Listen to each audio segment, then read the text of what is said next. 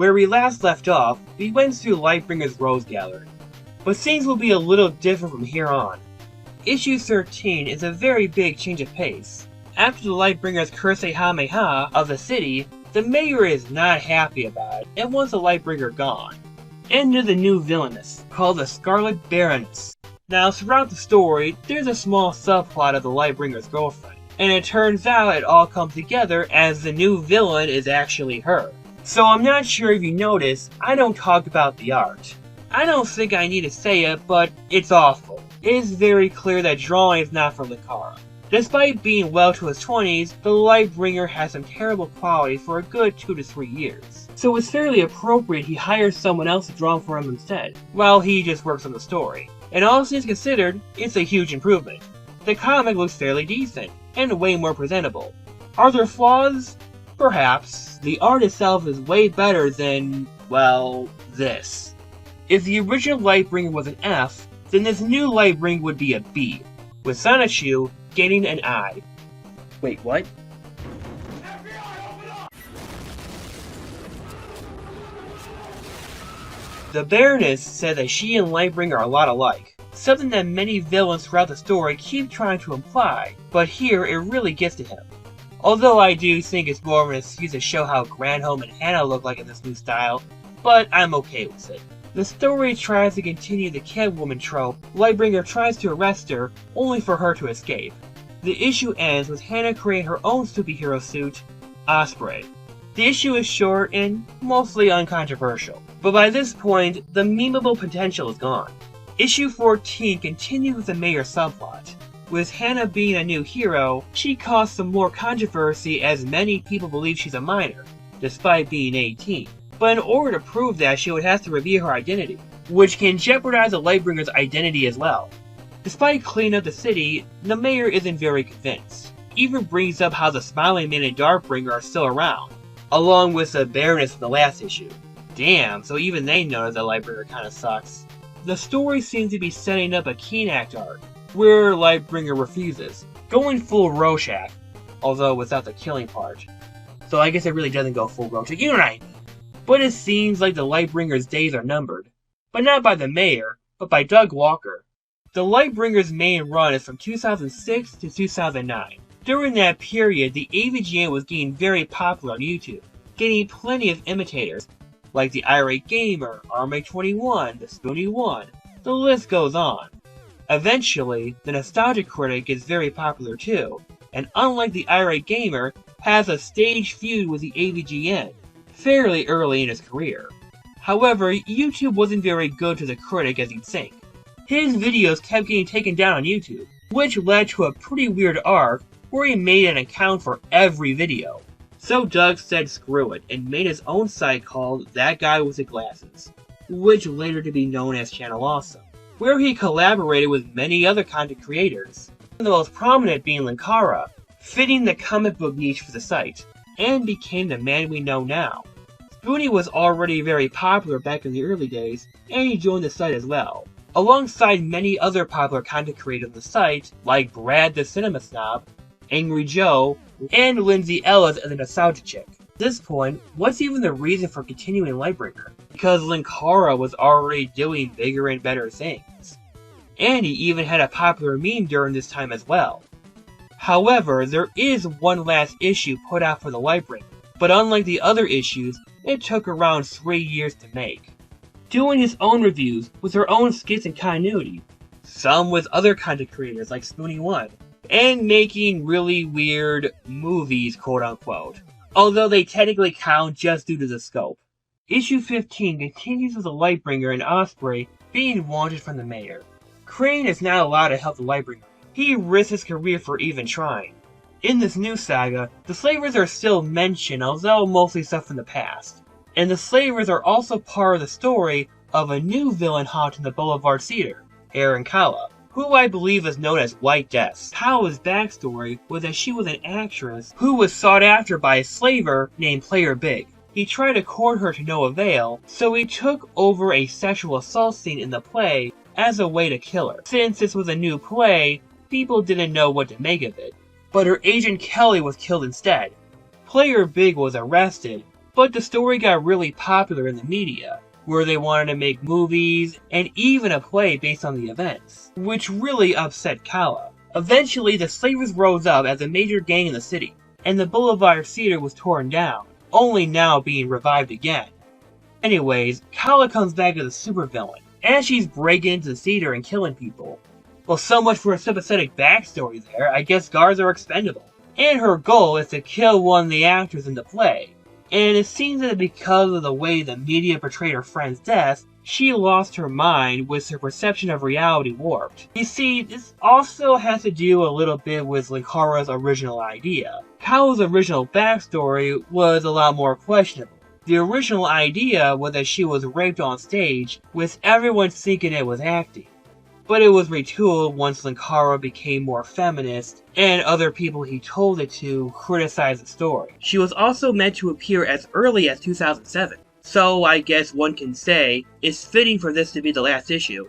So even though he changed it, I do think remnants of the original story is still somewhat present, with her breakdown making more sense in context of the old story rather than her friend being murdered. For the last issue, the Lightbringer does not save the day, but Hannah got to her first and talks her down instead. Kala is arrested, with Granholm and Hannah talk on the rooftop, discussing what the hell just happened. And that's the end of the Lightbringer. You think there would be some sort of conclusion, right? Maybe a line about the Lightbringer quitting or retiring, but it just stops getting updated. The last issue also took a lengthy time to do as well, but even though he does it as a side project, it was actually uploaded as recently as 2012. So, is Lightbringer just as bad as Sonichu? No! The first issue has tons of glaring flaws, and some very unfortunate comparisons. I don't think it's reflective to the entire work. Yeah, Lightbringer is pretty bad. Just because it's pretty bad doesn't automatically make it the worst. Sonichu has plenty of flaws. There's so much going against it. I can hardly say it's so bad it's good, and even the more generic issues have a lot of very weird backstory involving Chris Chan's behavior.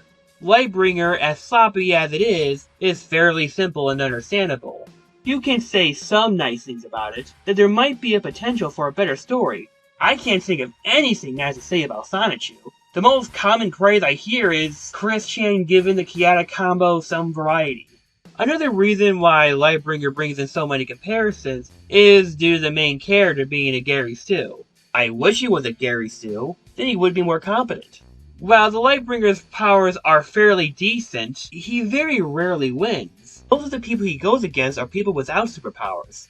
But anytime he's up against a supervillain, the Lightbringer is pretty much doomed to lose, and ends up getting saved by Hannah. This is due to the tone that Linkara was trying to convey. It seems to be trying to make a story close to Watchmen, given how many references there are, where the Lightbringer is a rarity, of somebody with superpowers in a down-to-earth world, where the art and the writing does not reflect that at all. And I don't think Rorschach is a pro-sex work hero, something that Lightbringer is absolutely trying to be. However, they don't really explore too much about it. The issue with a journalist's fake suicide is as far as it goes. Wait, wasn't it a cliche to rip off Watchmen in the 90s? I don't know. Okay, I should get this out of the way. Due to Linkara's reputation with the porn forums, some might think there's a connection to that and Lightbringer. That Linkara is putting his own BDSM hentai fantasies in the comic. After reading the entire thing, I don't see it. It absolutely is trying to trigger reaction, but at no point do I see it as fan service. Also, that stuff is literally only shown in the first and third issue. So I think even Linkara has some regret very early in those issues. He even says so during the comic's run. There's another very weird issue where Hannah gets a breast enlarger. However, the entire thing is an awkward political debate with each of the characters, discussing if women using them is morally right or wrong. It comes off more like Linkara standing on a soapbox, over a feminist talking point, rather than being sexual fanservice. I can't really think of any other moments where there's fanservice in the comic, other than that one pinup. It was also trying to be self-aware, like a zombie movie where all the other characters watch zombie movies. I get that's what he was trying to do, but it just comes off poorly done. And there's a bunch of crossover stuff, but that's just comics being comics. Yes, to most people's standards, the art is trash. but it seems like the community surrounding Lightbringer can look past all that stuff. But you'd be surprised that there's plenty of fans, giving loads of fan art, some by very good artists too. I'm guessing that unlike certain places in DeviantArt or troll forums, they don't have the same values as harassing younger artists, or less talented artists finding their place. It's kind of refreshing than the toxicity you see these days. And unlike CRINGE, there's plenty of moments where Linkara is aware how terrible his art is. One reason the Lightbringer is brought up is due to the stereotype that most critics can only critique, but can't create. Although, while I do think that's a little true, I do think it's a little unfair. And I think it's more appropriate to base it off his current work anyways.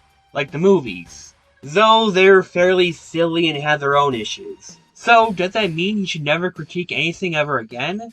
Well, I find that silly. I don't agree with that. Although I do think he should be a little more careful on certain statements. Very bad optics when this is what you draw. All I'm saying, don't throw stones in the glass house. So what about me? I put out some very simplistic art too. Even though I don't consider it to be actual art, I still put it out there. Though I think my style has degraded, I think I should see a freaking therapist. And unlike Sonichu, Linkara isn't that insane or unrealistic of what Lightbringer is. CRINGE based their entire life surrounding Sonichu, over some misguided belief on the copyright system. And later started to think that Sonichu and many of the other characters are real in some other dimension. Linkara doesn't have that going on, and he dropped it when bigger opportunities arose. And fortunately for him, Lightbringer doesn't have a copyright to bring it down. And that's probably literally. Which leads to the reason why I was interested in the story in the first place. A year after the last issue, Lewis decided to stop writing for the Lightbringer. At this point, he was already doing other projects, like the history of Power Rangers. But not only did he just quit, he also released it on the public domain, which means anyone can continue the series and profit off it, including people doing it out of spite. Though it does raise the questions, what about the characters Linkara didn't create? Or about any of Linkara's other work, like Angel Armor, which also includes Darkbringer, who was a recurring antagonist in the comic. The first Lightbringer issue has become somewhat of a popular meme since, but as messy as it was, there are some who believe there's a good potential for a story here. I am alone! Liz, where the heck did you come from? I don't know. IronLiz was Linkara's girlfriend, shown in many of his earlier videos. Like everyone else, she had a very complicated relationship with Channel Awesome. But she was even more controversial due to some of the people she associated with, leading to some bad blood, including Linkara himself. She eventually gained a loyal following, and decided to reboot the Lightbringer with artist Vic King of Dark Gift Productions, who is associated with Comicsgate, which is a very complicated movement. I don't necessarily agree with a lot of Comicsgate, but I think it's pretty clear throughout these videos I'm not exactly the best to talk about the comic industry, so I'm just fairly neutral. The comic is a reboot with the intent to fix many of the flaws of the original. The comic brings back Granholm and Hannah. It edits out the cliches of the Lightbringer's backstory. It also gets rid of the strange sexual assault stuff, in favor of commentary based around corporations, from sex slavery to wage slavery. Yes, people, I have read all of Lightbringer. I can't say I'm upset that I have heard of Lightbringer, and I don't feel unhappier as a person than I had. I would like to try my best to end these videos on how to improve the work, though that would seem rather redundant here. Other than the fact that I talked about a reboot in process, even Linkara during that time did try to remedy certain criticisms. The slaver stopped being used, and only kept around through the aftermath and continuity. Linkara's art did not improve, and just went with a different artist. And Linkara also quit when he realized it wasn't worth keeping around. And I don't think he'll ever make a Lightbringer movie anytime soon. Imagine a genuine superhero movie, but in the Channel Awesome style. Sounds good, doesn't it? Okay, maybe not. After reading the full story, all in all, the Lightbringer does have a few decent ideas to be explored, even with Lewis's original intent. And I guess one could say it makes it better of the worst, which is why I find it interesting that there are some people trying to retune it, while also keeping the spirit of the original.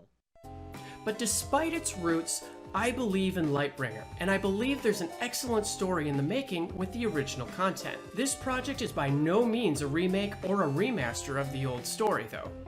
Instead, I've written a fully original story taking inspiration from the original Lightbringer setting and altered the characters and the story to give the underlying thematic concepts the serious consideration it deserves. This comic is by no means a parody or a critique of the original work, but instead is a rework with a talented artist and a properly paced story to reveal the origins of Pharaoh City's newest superhero, the Lightbringer. So I am interested in what IronLiz has in store, if the project does continue. And since Linkara put the Lightbringer on the public domain, it could give other people to fill the proper details of the characters. Like how good of a hero can the Lightbringer be? What would be the better way to introduce Hannah? What could they do with the slavers? How could they fix General Heroes' plan? How can one change the Darkbringer to be a more compelling villain? And what is a proper way to tell Kala's story? And maybe eventually, the Lightbringer can take a bigger life of its own. So I hope you enjoyed the video. If you want, you can see some of my other content. Hope to see you soon.